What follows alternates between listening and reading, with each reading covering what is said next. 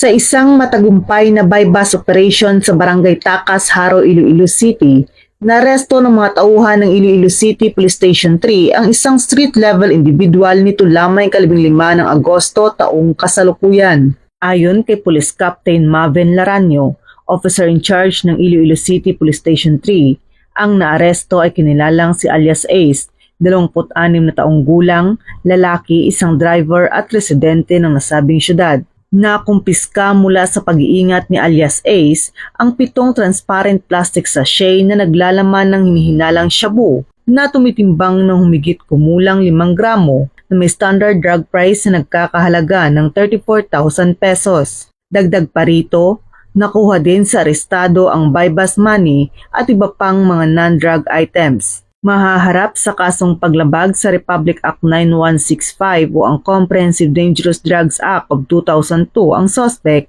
na nasa kusudian na ng pulisya para sa tamang dokumentasyon at disposisyon. Patuloy ang Iloilo City Police Station 3 sa kanilang kampanya kontra ilegal na droga upang masiguro ang kaligtasan ng bawat mamamayan tungo sa isang mapayapang bagong Pilipinas. Mula dito sa Western Visayas, ako ang inyong PNN correspondent, Patrolwoman Charmaine Balansat, alagad ng batas, tagataguyod ng Balitang Pulis.